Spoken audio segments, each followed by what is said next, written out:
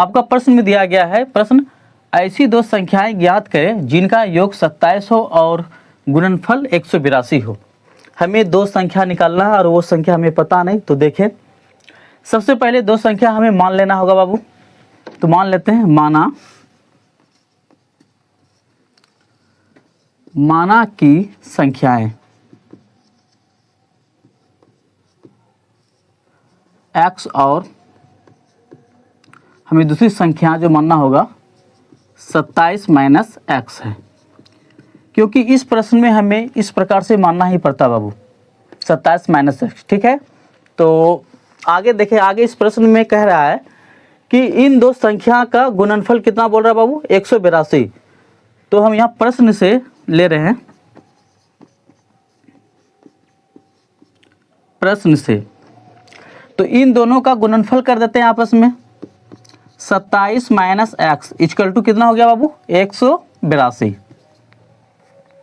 कर लेते हैं। 27 को x से करेंगे तो ये होगा 27x, ये माइनस है तो माइनस x से x को करेंगे क्या होगा, x स्क्वायर बराबर ये कितना हो गया, 182। अब हमें जीरो लाने के लिए किसी एक तरफ की संख्या को पलटना पड़ता है बाबू। ठीक है, तो हमने क्या करेंगे, इस वाले को पलट देते हैं जीरो लाने के लिए। ये माइनस में एक्स स्क्वायर है तो इसको प्लस में कर देते हैं एक्स स्क्वायर, और ये प्लस में 27x है तो इसको क्या कर देंगे, माइनस में 27x, और इसको ये प्लस में 182 है तो यहाँ प्लस में हमने 182 ला देते हैं बाबू, अब बराबर में जीरो। अब देखने से ये सवाल दिख रहा है हमको कि गुणनखंड टाइप का ये सवाल बन रहा है, गुणनखंड टाइप का। तो देखें कैसे गुणनखंड टाइप का बनाना होगा। तो हमें करना क्या होगा, शुरू वाला और लास्ट वाले को आपस में मल्टीप्लाई करना होगा। तो हम मल्टीप्लाई कर लेते हैं, 182 को एक्स स्क्वायर से करेंगे तो 182 एक्स स्क्वायर होगा।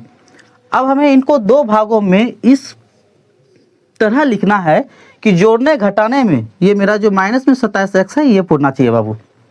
तो 182 जो है मेरा कौन सा पहाड़ा में आएगा, बहुत कठिन है, तो इसको हम दूसरा सरल तरीका यानी कि अभाज्य गुणनखंड विधि से निकालते हैं। 182 को हमने अभाज्य गुणनखंड विधि से निकाल लेते हैं बाबू। ये 2 से खा जाएंगे, 2 नमा 18, 2 एकम 2, फिर ये 7 से खा जाएंगे, कितना बार में, 13 बार में, बस रहने दें। अब यहाँ देखें, हमको इसको दो भाग में लिखना है, यानी कि 7 दूना 14 अगर यहाँ दे देते हैं और ये 13 यहाँ पे दे देते हैं, 14 गुना 13 करेंगे तो 182 पूरेगा बाबू, और 14 और 13 को अगर जोड़ते हैं तो ये मेरा 27 पूरता है।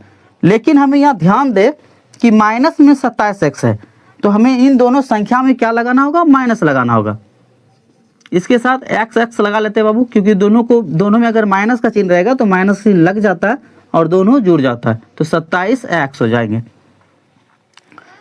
अब यहाँ पे हमें करना क्या होगा, ये एक्स स्क्वायर, ये जो माइनस में 27x है, ठीक है मेरे बच्चों ध्यान देना, माइनस में 27x के जगह में हमें ये वाला संख्या लिखना पड़ता है। तो लिख लेते हैं, माइनस में 14x माइनस में 13x, प्लस में 182 है तो ये प्लस में 182 देना, बराबर क्या है ये, जीरो। ठीक है, अब यहाँ पे हमें कॉमन निकालना होगा, ये दो संख्या को कॉमन निकालना होगा। हम ये निशान दे रहे हैं बाबू सिर्फ समझाने के लिए, आप लोग निशान न दें।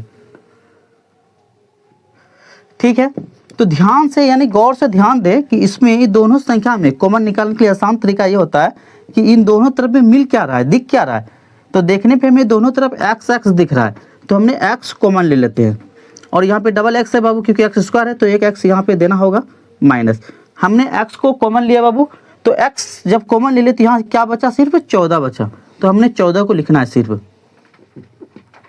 अब इसी को देख के थोड़ी सी जगह छोड़ के सेम टू सेम इसी को देख के यहाँ पे उतार देना है, x माइनस 14 बराबर में क्या है, जीरो। अब ये दो संख्या को जो कॉमन लेंगे हम, इनका पहले निशान देख लेते हैं। इनका निशान क्या है, माइनस, तो हमें निशान जो भी रहेगा वो निशान उतारना होगा। और दूसरी बात ये चीज़, इन दोनों में ये x से किससे मल्टीप्लाई करें, जो ये 13x पूरे, तो मामूली सी बात है बाबू, 13 से अगर गुना करें इसको तो 13x पुर जाएगा। अब यहाँ पे ध्यान दें, हमने जो कॉमन लिए थे ये, इसे एक ब्रैकेट में लिखना है x, ये माइनस में 13 तो माइनस में 13, और ये जो दोनों जो सेम है ब्रैकेट है, किसी एक ब्रैकेट को उतार दो बाबू, x माइनस 14 बराबर क्या हो जाएगा, जीरो। ठीक है, एक बार इसके साथ हम जीरो लेते हैं, तुलना कर लेते हैं, एक बार इसके साथ हमने जीरो को लेना है। ठीक है, तो ध्यान दें, यदि x माइनस 13 के साथ अगर जीरो लेंगे तो क्या हो जाएगा बाबू, x बराबर प्लस में 13 हो जाएगा। एक बार इसके साथ हम 0 ले लेते हैं। यदि x माइनस 14 बराबर 0 लेंगे तो ये भी x बराबर 14। हमें प्रश्न में 2 संख्याएं निकालना था, तो मेरा 2 संख्या निकल के रेडी है।